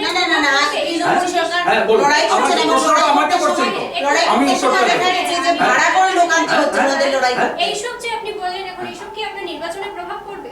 নিশ্চয়ই পড়বে, কারণ মানুষ জনগণ হচ্ছে জনার্দন, জনগণ জনার্দন এবং জনার্দনের কাছে আমাদের বিচার আছে। জনগণ জনদেবতা, গণদেবতা, তারাই বিচার করবেন, কারণ তারা প্রতিনিয়ত বাধাপ্রাপ্ত হচ্ছেন। এটা ঠিক তো যে করিমগঞ্জ সিভিল হসপিটাল মানুষের রোগীর যে পর্যায়ে রোগী আছে তাদেরকে সেই পর্যায়ে পরিষেবা দিতে পারছে না, এটা ঠিক, এটা অস্বীকার করলে হবে না। সাধারণ মানুষ যাবে কোথায়? আজকে দেখুন করিমগঞ্জ হোক আর যেখানেই যান প্রাইভেট স্কুলের রমরমা চলছে। এটা কেন হচ্ছে? গভর্নমেন্ট সেভাবে স্টুডেন্টদেরকে জায়গা দিতে পারছে না, গভর্নমেন্ট সেভাবে কলেজ পরিষেবা দিতে পারছে না, স্কুল পরিষেবা দিতে পারছে না। এগুলির জন্য তো আজকে প্রাইভেট স্কুল গজিয়ে উঠছে, এটা তো অস্বীকার করলে হবে না। আজকে আমাদের দেখতে হবে যে এই সরকার বিজেপি সরকার আসার পরেই প্রাইভেট স্কুলগুলো এসেছে। না, সেটা মানে না, বিজেপি সরকার সেটা যখন আমি ছিল বলছি না, না। তখন কোনো প্রাইভেট স্কুল না, ছিল সেটা না, আমি private বলছি স্কুলে না, কোনো ছাত্র সেটা আমি ছিল না। বলছি না, আমি এটা আগেও আজকে ছিল, যে কিন্তু সরকারি এখন স্কুলের যে, এখন যে পরিকাঠামো যে ব্যবস্থা, সরকারি পরিকাঠামো স্কুলে এখন ব্যবস্থা, developed হয়েছে। পরিকাঠামো আগে যে অবস্থা ছিল, ব্যবস্থায় স্কুলে বাচ্চা বসানো গরিব হতো। ছাত্রছাত্রীরা তো প্রাইভেট স্কুলে অ্যাফোর্ড করতে পারছে আর না। একটু আগে যে তারা তো NSS গভর্নমেন্ট স্কুলে যেত। আমি বললাম, ওইটাই উনি একটু সাজিয়ে শুধু আমি আমাদের- বললাম যে এটা নিয়ে কাজ কথা বলা হয়েছে। আমি যখন জেলা পরিষদ জেতা হয়েছে তখন এটা- আমরা নিজেরা পার্সোনালি এটা- এখানে মিলা হয়েছে, জল না, বের সে ঠিক আছে, এটা নিয়ে কিন্তু কিরকম জল যাওয়া যাবে, এই কিভাবে আন্দোলন এভাবে এখনো তথ্য চলছে। আমি দিয়েছি। আমার এই উত্তরটাই আন্দোলন উনি এখনো গুছিয়ে চলছে। সুন্দর করে বলে দিয়েছেন। এখন এখন আমার কথাটা হচ্ছে- উত্তরটা কেড়ে নিয়ে উনি না, সুন্দর করে গুছিয়ে দিয়েছেন। আমাদেরকে থ্রেট দেওয়া হচ্ছে যে করিমগঞ্জের ডিস্ট্রিক্ট হেডকোয়ার্টার চলে যাবে রামকৃষ্ণনগরে, এবং সেটা বিজেপির এমএলএ বলছেন, বিজেপির এমএলএ বলছেন, পত্রিকাতেও বেরিয়েছে। কিন্তু এখানকার বিজেপি থেকে এটা প্রতিবাদ করা হয়নি যে করিমগঞ্জ শহরটা উনি বলছেন যে এটা নাকি ফায়ার জোনে পড়ে গেছে। আরে পাকিস্তান ইন্ডিয়া যখন আলাদা হয়েছে তখনও তো এটা বর্ডার ডিস্ট্রিক্ট ছিল, বর্ডার টাউন ছিল, এখানে সাব ডিভিশন ছিল, তখন তো এটা সাব ডিভিশনই ছিল। এখন নতুন করে বর্ডারের কথা বলা হচ্ছে যে এখান থেকে ডিসি অফিস, এসপি অফিস সরিয়ে রামকৃষ্ণগঞ্জ নিয়ে যাওয়া হবে। এগুলি মানুষ কিন্তু বুঝতে পারছে। মানুষ এবারের নির্বাচনে একটা সক্ষম একটা ভারতীয় জনতা একটা পার্টি উত্তর দেবে এবং জনগণ সেটা বিচার বিপুল করবে। ভোট দিয়ে কিভাবে জয়ী করবে এটা আমরা দেখতে পারবো সময় সাপেক্ষে। বেশি এখান থেকে আইটিআই নিয়ে যাওয়া হয়েছে, কংগ্রেসের দিকে যাচ্ছি। আইটিআই নিয়ে যাওয়া হয়েছে, 30 বছরের আইটিআই, প্রতিষ্ঠিত আইটিআই, আমি এটাকে আসছি, শুনে আবার আসছি রামকৃষ্ণগঞ্জে আপনাদের নিয়ে কাছে। যাওয়া হয়েছে। 2 মিনিট করে আপনাদেরকে দেওয়া হবে। আচ্ছা। আপনারা ওই সময়ের মধ্যে চেষ্টা করবেন আপনাদের বক্তব্য তুলে ধরার। তো আমি কংগ্রেসের কাছে চলে যাচ্ছি এবার। শ্রীভূমিতে 4টি সমষ্টিতে যে কংগ্রেস কি খাতা খুলতে পারবে, আপনার কি মতামত? 4টি সমষ্টিতেই আমরা জিতছি। 4টি সমষ্টিতেই আমরা জিতছি, কারণ আমরা জনগণের সাথে কথা বলে, মাটির মানুষের সাথে কথা বলে আমরা প্রার্থী দিয়েছি। আমরা 4টি সমষ্টিতেই জিতছি। রবীন্দ্রনাথ ঠাকুর, আমরা চাই রবীন্দ্রনাথ ঠাকুরের জন্মদিনে আবার বন্ধ দেওয়া হোক। আমরা চাই পুজোর বন্ধ আবার সেই 25 দিন 30 দিনের যে ছুটি, 1 মাসের ছুটি থাকে, তা যেন আবার পুনরাবৃত্তি করা হয়। আমরা চাই সিন্ডিকেট যেটা চলছে আসামে, চা পান বলুন, সর্বত্রই মাছ বলুন, সর্বক্ষেত্রেই লাইমস্টোন বলুন, সর্বক্ষেত্রেই যে সিন্ডিকেট গড়ে উঠেছে সেটা ভেঙে চুরমার হোক, এবং কংগ্রেসই পারবে সেগুলো করতে। স্বাস্থ্য পরিষেবা রাস্তা খুবই ভেঙে পড়েছে এই জেলায়। আমি ওই জেলায় বলবো না, এই জেলায় ভেঙে পড়েছে। রাস্তাঘাটের অবস্থাও আপনারা দেখছেন। যোগাযোগ, শিক্ষার ক্ষেত্রে যদি আপনি বলেন, এই কাছাড়ে কংগ্রেস জমানায় একটি ইউনিভার্সিটি হয়েছে, আসাম ইউনিভার্সিটি হয়েছে। বিজেপি জমানায় একটি ইউনিভার্সিটি দেওয়া হয়েছে, জিসি কলেজকে বোধহয় পরিমলদা। কিন্তু করিমগঞ্জ জেলায় কোনো ইউনিভার্সিটি চালু করা হয়নি। করিমগঞ্জ নাম পরিবর্তন নিয়ে কংগ্রেসের স্পষ্ট। করিমগঞ্জের নাম পরিবর্তন হোক কি হোক না এটা বিতর্কিত, কিন্তু করিমগঞ্জের নাম পরিবর্তন করে শ্রীভূমি যদি রেখে যদি এখানে 200 কোটি টাকা প্যাকেজ দেওয়া হয় যেত, শ্রীভূমির যদি সুন্দরতা বৃদ্ধি করার জন্য 2 কোটি টাকা 200 কোটি টাকার প্যাকেজ দেওয়া যেত, কংগ্রেসের কোনো আপত্তি ছিল না। কিন্তু যেভাবে অগণতান্ত্রিক ভাবে নাম পরিবর্তন করা হয়েছে সেটার বিরোধী আমরা, কংগ্রেস সেটার বিরোধী। তো বিভিন্ন কংগ্রেসেরই তো আজকাল বিজেপিতে যোগদান দিচ্ছে, তো এটা নিয়ে কি বলবেন আপনি? আমাদের যে বিজেপিতে যে যারা গিয়েছেন তারা অতীতে কংগ্রেসকে ডুবিয়েছেন, তাই বিজেপিতে বেরিয়েছেন। আজকে বিজেপির যারা অরিজিনাল বিজেপি যারা, তারা আজকে কুণ্ঠাসা, তারা আজকে বাড়িতে বসা।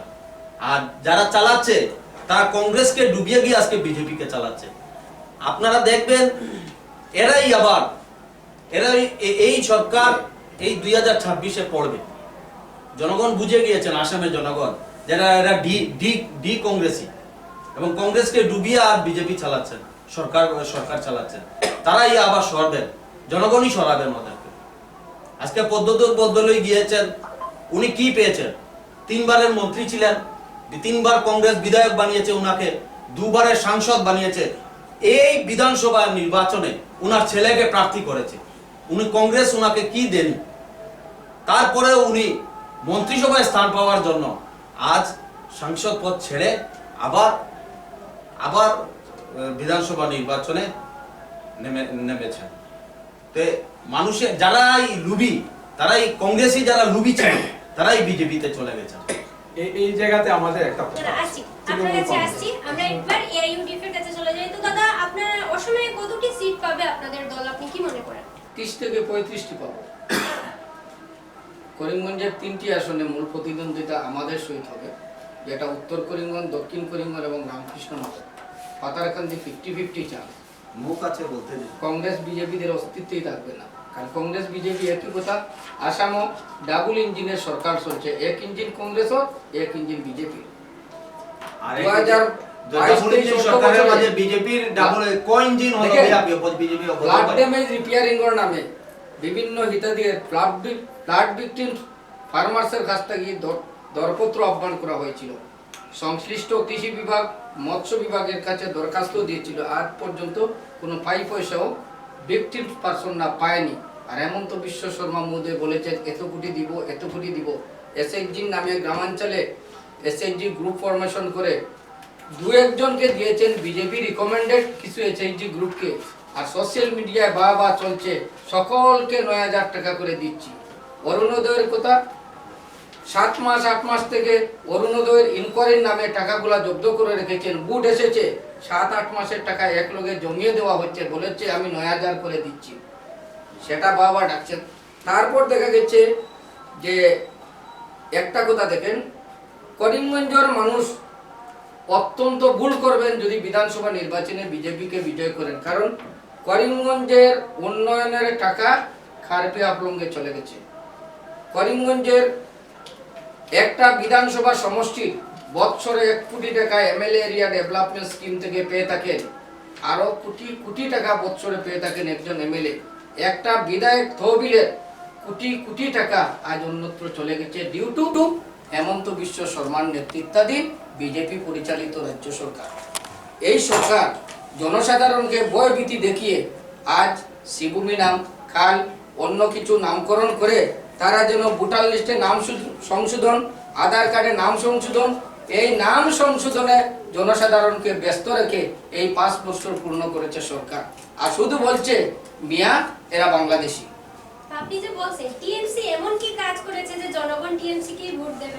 হ্যাঁ দেখেন, টিএমসির কথা অন্য ব্যাপার। টিএমসি কোনো প্রতিদ্বন্দ্বিতা করেনি এই গত বিধানসভা নির্বাচনে অবতীর্ণ হলে কত দানের কত চাউল হবে দেখা যাবে, তাদের অ্যাক্টিভিটির উপরে নির্ভর করবে।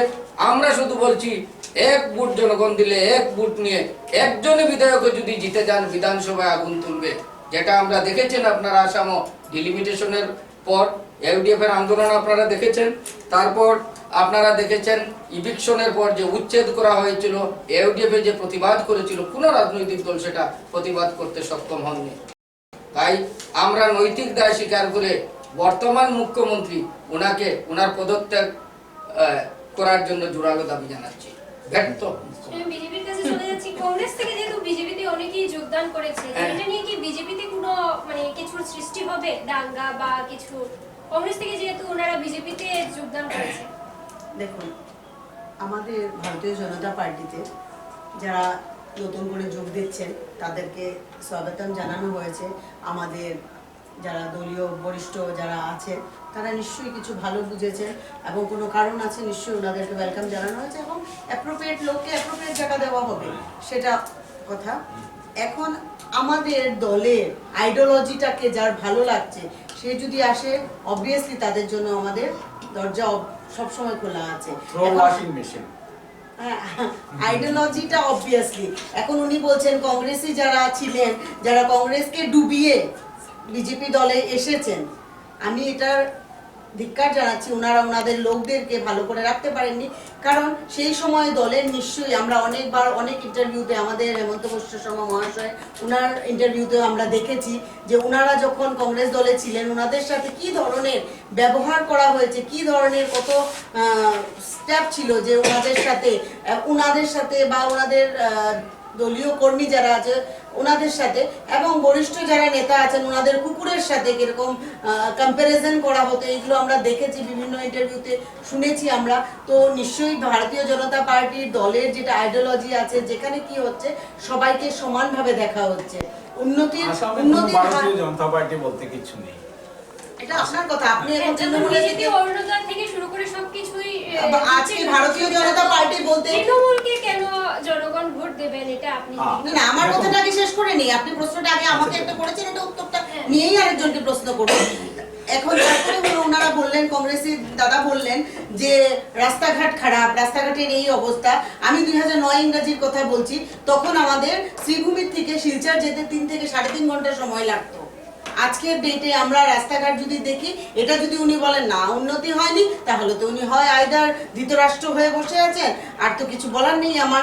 রাস্তায় উনি যদি বোধহয় ভুলে গেছেন হ্যাঁ, ওনার জন্য, ওনার যে মুখ্যমন্ত্রী ট্রেনে ছিলেন, বসে- মুখ্যমন্ত্রী এখন যে আছেন, বর্তমান আছেন যে তদারকি মুখ্যমন্ত্রী, আমি বলবো ভুট তো হয়ে গেছে তদারকি মুখ্যমন্ত্রী। উনি 2001 থেকে কংগ্রেস সরকার 2000 এগুলো আমার জানার দরকার নেই। আমাদের বিজেপি সরকার যে মুহূর্তে এসেছে, সেই মুহূর্তে আমরা উনি রাস্তাঘাটের পূর্ত উন্নতি পেয়েছি। স্বাস্থ্য এবং ট্রেন শিক্ষা লাইন, মন্ত্রী ছিলেন। ট্রেন লাইন, আমি শিক্ষা উনি পূর্ত দপ্তর, শিক্ষা এবং স্বাস্থ্য দপ্তরের হ্যাঁ, মন্ত্রী কেন ছিলেন। জানবো না? এগুলো তো আমার জানাই আছে। আমি রাস্তাঘাটের কথা বলছি, রাস্তাঘাট যেভাবে উন্নতি হয়েছে, উনা- উনি বললেন রাস্তাঘাট। উনার নৈতিক দায়িত্ব ছিল। কংগ্রেসের লাইন, কংগ্রেস যদি সরকার 3 ঘন্টা থাকতে লাগতো, তখন রাস্তা উনার ওনাদের মনে নৈতিক হয়নি। দায়িত্ব ছিল রাস্তা ঠিক করতে এই হবে, রাস্তা তখন ঠিক করার। কংগ্রেসের মনে হয়নি রাস্তা ঠিক করতে হবে। কংগ্রেস থাকতে মনে হয়নি লোকদের হাফলং ট্রেনে নেমে তারপর গুয়াহাটি যেতে হবে। তখন সেটা আমাদের গুয়াহাটি সেটা যাওয়াটা সংস্কার কাজ ছিল বলেই গরিমসি হয়েছিল। সংস্কার কাজ ছিল। তখন নিজেদের আপনারা তো এসে শুধু পেইন্ট করেছেন এবং উদ্বোধন করেছেন, পেইন্ট করেছি পেইন্ট আমরা। করেছেন ব্রিজগুলো এবং উদ্বোধন করে নিয়েছেন। আচ্ছা, আমাদের কি প্রশ্ন ছিল বলুন। হ্যাঁ, আপনাকে বলছিলাম যেমন বিজেপি অরুণোদয় থেকে শুরু করে সবকিছুই যেহেতু দিচ্ছে সুযোগ সুবিধা, তো টিএমসি কেই কেন জনগণ বেছে নেবে? দেখুন, টিএমসি হচ্ছে একমাত্র পার্টি যে জনগণের হৃদয়ের কথাটা তুলে ধরতে পারে। আপনারা দেখবেন পার্লামেন্টে যখন মহাত্মা গান্ধীর নাম বাদ দেওয়া হয়েছে, এটা ঠিক যে মহাত্মা গান্ধীর নেতৃত্বে এই দেশের আন্দোলনটা একত্রিত হয়েছিল। তার আগে টুকরো টুকরো আন্দোলন ছিল, ভারতবর্ষ স্বাধীনতার আন্দোলন। সেই মহাত্মা গান্ধীকে খাটো করে যেভাবে নাম চেঞ্জ করে দেখানো হয়েছে, এটার প্রতিবাদ কিন্তু তৃণমূল কংগ্রেস করেছে। আপনারা দেখবেন সেই নামের পরিবর্তে যে ধর্মীয় অনুকরণ জোড়ানো হয়েছে, এটা সঠিক হয়নি। কারণ মহাত্মা গান্ধীর উপরে রাম একজন অবতার, তার সঙ্গে মহাত্মা গান্ধীর সঙ্গে জড়িয়ে দেওয়া এই যে ধর্মকে অবমাননা, এটা নিন্দা জানিয়েছে একমাত্র তৃণমূল কংগ্রেস। এবং সারা রাত পার্লামেন্টের বাইরে, ভারতবর্ষ স্বাধীন হওয়ার পর এই প্রথম তৃণমূল কংগ্রেসের এমপিরা পার্লামেন্টের বাইরে সারা রাত জেগে ধর্নায় বসেছিল।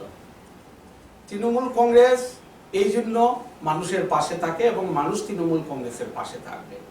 আমরা আসামে দেখেছি, আমরা বিভিন্ন সময়, এই যে কদিন আগে সিলিন্ডারের কথা বলুন, আজই আমার বাড়িতে, আমি বাইরে কাজ করব না, ফোন আসছে যে বুকিং হয়েছে কিন্তু সিলিন্ডার ডেলিভার দেখাচ্ছে কিন্তু সিলিন্ডার আসছে না। এই যে গ্যাস সিলিন্ডারের যে ক্রাইসিস, সেটাকে কনভার্ট করার জন্য কি হলো যে এটা বুকিং পদ্ধতিটা চেঞ্জ করে দেওয়া হয়েছে। বলা হচ্ছে এটা টেকনিক্যাল প্রবলেম, বুকিং পদ্ধতি চেঞ্জ হয়েছে। আসল কথাটা হচ্ছে যারা এজেন্সি চালায় তারা বলছে যে গ্যাসের ক্রাইসিস আছে। এই যে সিলিন্ডারের ক্রাইসিস, এটা তৈরি করেছে এই সরকার। এই সরকার আগে ভাবা উচিত ছিল যে মানুষের যে সরবরাহ ব্যবস্থা, এটাকে সবসময় অটুট রাখতে হয়, এটা দৈনন্দিন ব্যবস্থা। এই ব্যবস্থার বিরুদ্ধে, এই অব্যবস্থার বিরুদ্ধে তৃণমূল কংগ্রেস একমাত্র সিলিন্ডারের এই ক্রাইসিস নিয়ে আন্দোলন করেছে। এই জন্য মানুষ তৃণমূল কংগ্রেসের পক্ষে থাকবে। আজও আমরা প্রতিবাদ করেছি বাংলা ভাষা বিরুদ্ধে, যে বাংলা ভাষার বিরুদ্ধে বিজেপি যে অপপ্রচার চালিয়েছিল, বিজেপির মুখপাত্র, বিজেপি কিন্তু তার বিরুদ্ধে কোনো মন্তব্য করেনি। এটার বিরুদ্ধে আমরা সবাই মানে আঘাত লেগেছে। এটার বিরুদ্ধে কিন্তু আমরা তৃণমূল কংগ্রেস রুখে দাঁড়িয়েছিলাম। আমরা এসআরএন নামে যে মানুষদেরকে এত হয়রানি যে একজন পিটিশনার 40 জনের নাম অন্তর্ভুক্ত করে দিয়েছে 7 নম্বর ফর্ম ভরে দিয়ে যে তাদের নাম সন্দেহ তালিকায়। এই যে অব্যবস্থা গণতন্ত্রের মধ্যে, এটা আমরা প্রথম দেখেছি। এটা নির্বাচন কমিশনকে লাগিয়ে দেওয়া হয়েছে। এখন নির্বাচন কমিশন এটা স্বাধীন নির্বাচন কমিশন নয়, এটা বিজেপি নির্বাচন কমিশন। সেই জন্য এই ব্যবস্থায় আমরা এসে দাঁড়িয়েছি। এই প্রতিবাদ আমরাও করেছি। আমরা মিছিল আকারে এটা আমরা দাবি জানিয়েছি যে এটা থেকে সরে দাঁড়াতে হবে সরকার, ইলেকশন কমিশন। আমরা সবসময় বলি যে তৃণমূল কংগ্রেস হচ্ছে মা মাটি মানুষের দল, এটাতে কোনো জাতপাতের কোনো বালাই নেই। আমরা যে আগামীতে আমরা যে সমষ্টিতে আমরা যে ক্যান্ডিডেট দেব, সেখানে কিন্তু সব ধরনের মানুষের একটা সমাগম থাকবে এবং সব জাতির প্রতিনিধিত্ব থাকবে। হ্যাঁ, বরাকে প্রার্থী দেবে। 48 ঘন্টার মধ্যেই আমাদের প্রার্থী ঘোষণা হবে। আমাদের ফাইনাল স্টেজে এখন কাজ চলছে এবং এটা ঘোষিত করা হবে স্টেট থেকে। আমরা 56টা সিটে লড়ার একটা আমরা পরিকল্পনা আছে। যদিও আইপ্যাক এটা সার্ভে করছে, এটা নিরপেক্ষ একটা সার্ভে প্রতিষ্ঠান, তাদের মাধ্যমে এটাতে বেরিয়ে আসবে কটা সিটে এখানে লড়বে। কিন্তু বরাক উপত্যকায় না হলেও 6টা সিট 5টা সিটে লড়বে, এটা স্বাভাবিক। আর আমরা বিজেপির একটা বিকল্প হিসাবে আমরা আসামে তৈরি হতে চাই, কারণ আমাদের মধ্যে ওই ইডি লাগানোর ভয় নেই বা ওয়াশিং মেশিনে যাওয়ারও কোনো প্রয়োজন নেই। আমরা সেই ধরনের ব্যক্তিত্ব দাঙ্গাবাজি করব, কারণ প্রথমেই আমরা শুনেছি কংগ্রেসি দাঙ্গাবাজ, বিজেপি দাঙ্গাবাজ, কারণ তৃণমূল বলতেই হলো দাঙ্গাবাজ, যেটা কলকাতাতে আমরা দেখেছি যে তৃণমূল হলো দাঙ্গাবাজি করে ওনারা বাঙালি মানুষদেরকে এখানে আমরা বাঙালিরা এক হয়ে বিজেপিকে উৎখাত করেছিলাম 1996 ইংরেজিতে নির্বাচনে উৎখাত করেছিলাম। আর আবার এরা উঠে বসে এসেছে, এর জন্য কিছুটা দায়ী আছেন আজমল সাহেব। আজমল সাহেব কিছু নেতৃত্ব দেওয়ার কারণে বিজেপিটা একটু চাঙ্গা হয়েছে। কারণ বিজেপিতে উগ্র যারা সাংগঠনিক লোক আছে, এরা কিন্তু এই এআইডিএফের মতোই কিছু কালচারের কাজ করে। আমরা কিন্তু এটা নয়, আমরা বলছি মানুষ আগে, আমরা কুল মাইন্ডেড, মানুষকে আমরা মর্যাদা দেই এবং মানুষকে নিয়ে আমরা চলি। বিজেপির হেন উগ্র চালচলন আমাদের মধ্যে যে বিদ্বেষ তৈরি করেছে, এই যে ক্ষত যেটা তৈরি হয়েছে, এই ক্ষতটাকে মিলনের মধ্যে এটা পরিপূর্ণ করা অনেক কঠিন কাজ। এই কঠিন কাজের দায়িত্ব নিয়েছে তৃণমূল কংগ্রেস। এই জন্য আমরা সবাইকে আহ্বান জানাই যে তৃণমূল কংগ্রেসের মাধ্যমেই এই বরাকের উন্নয়ন হবে এবং বরাকের সম্প্রীতি বজায় থাকবে। আমরা আবার চলে যাচ্ছি আইইউডিএফ এর দিকে। তো দাদা, শ্রীভূমি জেলার কোনটি সমষ্টিতে আপনাদের প্রার্থী বেশি ভোট পেয়ে জয়ী হবেন বলে আপনি মনে করছেন? দক্ষিণ এবং উত্তর। দক্ষিণ এবং উত্তরই কেন আপনার মনে হচ্ছে যে এখানে উত্তরে পাবো, দক্ষিণও পাবো? মুখ আছে বলতে দাও, জিতবো তো আমরা। আরে একটি কথা, যেহেতু শাসক দলের প্রতিনিধিরা জিতবো তো আমরাই, বিপুল ভোটে জিতবো। এখানে দেখুন বরপেটাতে দেখুন ভারতের একটা প্রশ্ন, শেষের দিকে তো আপনারা সংক্ষিপ্তভাবে বলেন। এক মিনিট বলি। ভারতের প্রয়াত রাষ্ট্রপতি ফখরুদ্দিন আলী আহমদের নামে নামাঙ্কিত করে বরপেটায় একটা মেডিকেল কলেজ ছিল। মাননীয় মুখ্যমন্ত্রী সেখানে সাম্প্রদায়িক সম্প্রীতি বিনষ্ট করে বিজেপির অনুকূলে বুট টানার নিমিত্তে উনি ইতিমধ্যে ঘোষণা করেছেন যে ফখরুদ্দিন আলী আহমদ নামের নামাঙ্কিত মেডিকেল কলেজটিকে বরপেটা মেডিকেল কলেজ নামে ওনারা কনভার্ট করেছেন।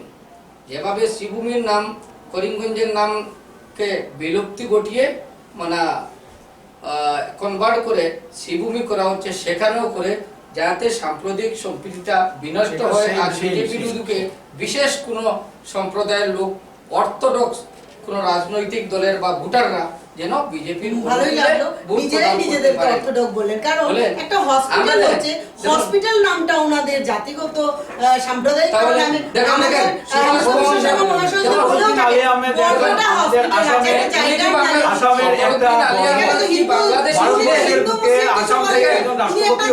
জায়গার জায়গার নামে বলছেন, আপনারাই দেখুন, আপনাদের দেখুন, একেবারে- তাহলে সন্তোষ মোহন দেব না, সুভাষ মোহন পরদিন দেবের আমরা নামে সিভিল একজন হসপিটাল সেটাও রাষ্ট্রপতি এবং পরিবর্তন করে আমাদের সেটা আসাম করা থেকে হতো। তিনি সেটা রাষ্ট্রপতি করা হয় না হয়েছেন। কেন?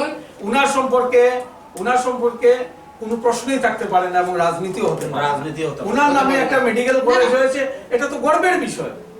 একটা উদাহরণ থাকবে যে আমাদের আসাম রাজ্য থেকে আসামের একজন আশাও রাষ্ট্রপতি সরকার হয়েছে। করেছিল। আসামের সেটাও সরকার করেছিল।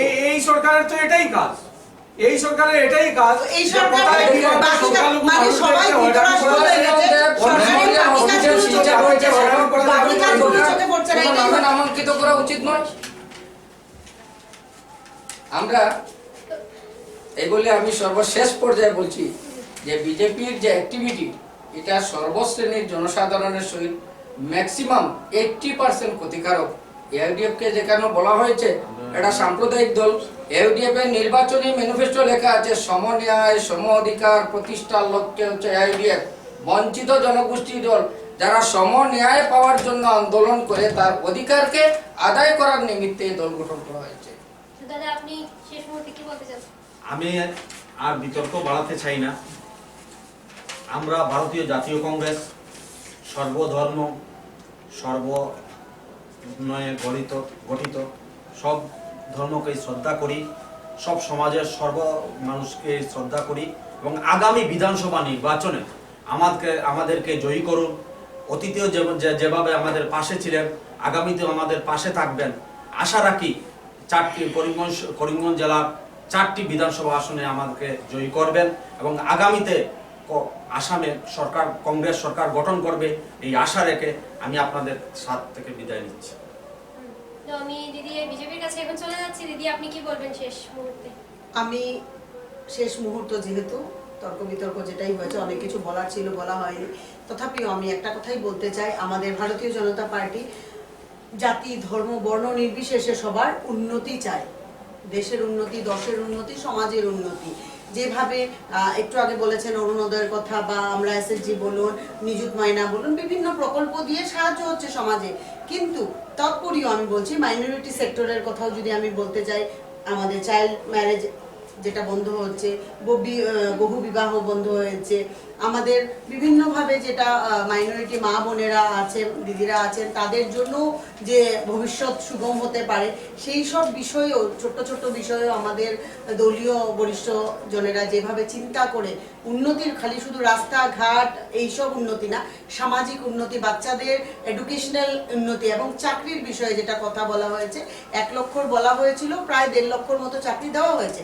এবং এবছর আমাদের বলে হয়েছে আমাদের আবার সরকার হচ্ছে, এটা কনফার্ম, আসামে সরকার হচ্ছে, এবং আমাদের যশস্বী মুখ্যমন্ত্রী হেমন্ত বিশ্ব শর্মা মহাশয় বলেছেন আগামীতে উনি কমিট দিয়েছেন, এই বছর যেমন 1 লাখ বলে 1.5 লাখ হয়েছে, আগামীতে উনি 2 লাখ বলেছেন। উনি বলেছেন এটা 2 লাখ থেকে নিশ্চয়ই অধিক হবে, এবং আমাদের আনএমপ্লয়েড যত বাচ্চারা আছে এটা। আর আমি শুধু শ্রীভূমিবাসী যত আমাদের ইয়াং ফাইটার্স বলবো, আমাদের ইয়াং জেনারেশন যাদের আছে, তাদেরকে একটাই কথা বলবো, যত চাকরির অ্যাডভার্টাইজমেন্ট হয় তোমরা প্লিজ অ্যাপ্লাই করো।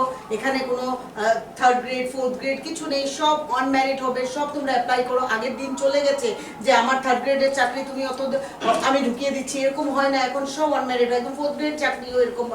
সবাই অ্যাপ্লাই করো, এবং আমাদের যাতে উন্নতি আরো ভালো হতে পারে, রাস্তাঘাটের কাজ হচ্ছে, এটা নিয়ে বিভিন্ন স্তরে আগামীতে আমরা পেয়ে যাব যে এসডিসিএল এর সাথেও কথা হয়েছে, কাজ হচ্ছে সুন্দরভাবে, সবকিছু কাজ হচ্ছে, কাজ হবে, উন্নতির পথে আমরা এগিয়ে যাব, সবাই একসাথে থাকবো। আর আপনাদের কাছে একটাই অনুরোধ, ভারতীয় জনতা পার্টিকে আমাদের নর্থ করিমগঞ্জে, যেটা 123 নর্থ করিমগঞ্জ, আমাদের যে প্রার্থী আছে, আপনারা প্রচুর পরিমাণে সহযোগিতা করুন, ভোট দিন, আমাদেরকে জয়ী করে দিন, যাতে আমাদের পাথারকান্দি এবং রামকৃষ্ণনগরে যেভাবে উন্নতি হয়েছে, আমাদের নর্থ করিমগঞ্জেরও এর থেকে 10 গুণ বেশি আমরা উন্নতি সাধন করতে পারি। এটাই অনুরোধ রেখে এবার আমরা চলে আমাদের যাচ্ছি একটা টিএমসির কাছে। তো দাদা আপনি কি বলবেন শেষ মুহূর্তে? আমি আবার স্কাই 18 বাংলার আয়োজনে আমাদেরকে এই কথাগুলি জনগণের সামনে তুলে ধরার জন্য যে সুযোগ করে দিয়েছেন সেজন্য ধন্যবাদ জানাই। তৃণমূল কংগ্রেস সদা সর্বদা মানুষের পাশে থাকবে, মানুষের সাথে থাকবে। আমরা এখানে কোনো হটকারী সিদ্ধান্ত আমরা কোনো কিছুই করব না। আমরা বলি যে জুবিন গার্গের মৃত্যুর তদন্ত প্রক্রিয়া নিরপেক্ষ হোক এবং নির্বাচনের আগে আমরা যেন দেখতে পাই যে তার একটা শাস্তি হয়েছে, যারা দোষী তাদেরকে শাস্তি দেওয়া হয়েছে। আমরা চাই যে আমাদের ডিস্ট্রিক্টে যে ছেলেমেয়েরা চাকরি পাচ্ছে না তাদেরকে পাওয়ার জন্য ডিস্ট্রিক্ট লেভেল রিক্রুটমেন্ট বোর্ড হোক, যাতে ডিস্ট্রিক্টের ছেলেরা ডিস্ট্রিক্টে অ্যাপ্লাই করতে পারে এবং ডিস্ট্রিক্টের ভ্যাকেন্সি পোস্টগুলিতে তারা সুযোগ পায় চাকরি। আমরা চাই যে করিমগঞ্জ শহরের যে ড্রেনেজ ব্যবস্থা, একটু বৃষ্টি হলে যে ফ্লাড হয়ে যায়, কৃত্রিম বন্যা হয়ে যায়, এটা থেকে বাঁচার জন্য আমরা একটা স্যাটেলাইট টাউনে পরিণত করার জন্য আমাদের পরিকল্পনা আছে তৃণমূল কংগ্রেসের। সেই পরিকল্পনায় আমরা যাব এবং আমরা যাতে ব্রজেন্দ্র রোড বলুন, আপনি চিত্রবাণী রোডের কথা বলুন, বা প্রত্যেকটা শহরের যে অলিগলিতে জমা জল বেরোনোর যে রাস্তা নেই, যেগুলি কালভার্ট হয়েছে এগুলি সংস্কারের কোনো ব্যবস্থা নেই, এগুলি আমরা একটা পরিবর্তন আনতে চাই। আমরা পরিবর্তনটা শুধু অ্যাডভার্টাইজমেন্টের মধ্যে নয়, আমরা পরিবর্তনটা মানুষের মধ্যে আনতে চাই। তাই মা মাটি মানুষের কাছে আপনারা সবাই থাকুন, মা মাটি মানুষের দল তৃণমূল কংগ্রেসকে সবাই সহযোগিতা করুন, এই আবেদন রেখে সবাইকে নমস্কার জানিয়ে আমি আমার বক্তব্য শেষ করছি। চলে যাচ্ছি ইউটিউবের কাছে, আপনি লাস্ট মুহূর্তে কি বলবেন? ধন্যবাদ জানাই স্কাই 18 বাংলা প্রতিবেদক বৃন্দকে আমাদের সর্বশেষ পর্যায়ে সুযোগ দানের জন্য। আমি লাস্ট একটি কোয়েশ্চন করে যে শাসক দলের প্রতিনিধি যারা আছেন আমাদের টক শোতে অংশগ্রহণ করেছেন, মাননীয় মুখ্যমন্ত্রী মহোদয় কিছুদিন পূর্বে বলেছেন উনি মুখ্যমন্ত্রী থাকাকালীন বিধানসভা নির্বাচনের পূর্বে জুবিন গার্গের হত্যাকারীদের দৃষ্টান্তমূলক শাস্তি দেবেন এবং তার পরিবারকে ন্যায় পাইয়ে দেবেন। কিন্তু মাননীয় মুখ্যমন্ত্রী কথা বদল করেছেন, উনি ব্যর্থ হয়েছেন। তাই ব্যর্থতার দায় স্বীকার করে আসামের জনসাধারণ এবারকার নির্বাচনে ওনাকে প্রত্যাখ্যান করবেন বলে আমি আশাবাদী। আমি সবাইকে এআইটিএফ দল বঞ্চিত নিপীড়িত জনগোষ্ঠীর দল, এই বঞ্চিত জনগোষ্ঠীর স্বার্থে এআইটিএফকে ভোটদানের জন্য সোশ্যাল মিডিয়া মারফত, টক শো মারফত করিমগঞ্জ তথা শিবভূমি জেলার সর্বসাধারণকে আমাদের দলের প্রার্থীদের মূল্যবান ভোট প্রদান করে বিজয়ী করার আহ্বান জানিয়ে বিজয়ী ভারতীয় জনতা পার্টি হবে, চাপ নিয়ে লাভ নেই। একটাই কথা বলছি, কোশ্চেনের উত্তরটা একদম শর্ট করে দিয়ে দিচ্ছি। জুবিন গার্গ মহাশয়, যেটা আমাদের সবার দুঃখের, সবার প্রিয়, প্রাণের প্রিয়, জুবিনদার নেই, কিন্তু এটা নিয়ে আমাদের যশস্বী মুখ্যমন্ত্রী যেটা কমিটমেন্ট করেছিলেন, অ্যাজ সুন অ্যাজ পসিবল, আপনারা সবাই জানেন চার্জশিট ফাইল হয়ে গেছে এবং এই কেসটার ট্রায়ালও শুরু হয়ে গেছে, কেসে চলছে। কিন্তু একটা কথাই ওনাকেও মানে বলতে চাই, হয়তো কোর্ট প্রসিডিউরটা ওনার জানা নেই, কোর্টের ডেটটা কোনো সিএম কেন, একদম পিএমও যদি চান কোর্টের কোনো ডেট ওনারা প্রেশার দিয়ে ফেলতে পারবেন না। এইটার কোর্টের প্রসিডিউরটা চার্জশিট পর্যন্ত প্রশাসন, পুলিশ প্রশাসন করে দিয়েছেন। চার্জশিট যখন কোর্টে চলে যায়, এটার পরের যেটা প্রসিডিউরটা হয় এটা জুডিশিয়ারি মেথডেই হয়। এখানে কোনো সিএম পিএম আমরা কেউ গিয়ে হস্তক্ষেপ করতে পারবো না। যেটা প্রসিডিউর থাকবে সেটা অ্যাজ পার ল যেটা হবে, অ্যাজ পার আইনে যেটা হবে ওটা বিচার হবে। আর আমি যেহেতু একজন আইনজীবী, আমার সম্পূর্ণ আস্থা আছে আমাদের ভারতীয় আইনের উপর। তো আইন ব্যবস্থা যেটা আছে, আমাদের জুবিনদার যে হত্যাকারী আছে নিশ্চয়ই উনি শাস্তি পাবেন। এখানে কোনোদিন বলা যায় না যে 15 দিনের ভিতরে সাজা দিয়ে দিতে পারবো, বা যেটাই হবে, যেই দিন এটা সাজা হবে as soon as possible, এটা মুখ্যমন্ত্রী কিভাবে বললেন সোশ্যাল মিডিয়া না, উনিও আইনের ছাত্র, না না আইনের ছাত্র, কোর্টের যেটা কোর্টে দেওয়া হয়েছে এবং কোর্টে আমাদের দেওয়া হয়েছে, ফার্স্ট ট্র্যাক কোর্ট অলরেডি দেওয়া আছে। যত তাড়াতাড়ি হবে এটা হবে। তারপরে যদি কোনো জুডিশিয়ারি ম্যাজিস্ট্রেট যদি মনে করেন এটা ডেটটা উনি অ্যাজ পার ল উনি ফেলবেন, কিন্তু আমরা রিকোয়েস্ট করতে পারি, এর থেকে বেশি কাউকেই প্রেসার দেওয়ার আমাদের হাত নেই। এই জমজমাট বিতর্কে অনেক প্রশ্ন উঠলো, অনেক মতামত আমরা জানতে পারলাম। তর্ক বিতর্ক তো চলবেই, এটাই গণতন্ত্রের সৌন্দর্য। তো বিশ্বাস কিন্তু আপনাদের কাছে, আপনাদের একটা ভোটে আমাদের ভবিষ্যৎ সুন্দর করে তুলবে। তো আজকের মতো এখানেই শেষ করছি 26-এর ভোট যুদ্ধ। আপনাদের সবাইকে ধন্যবাদ আমার সঙ্গে থাকার জন্য। নমস্কার।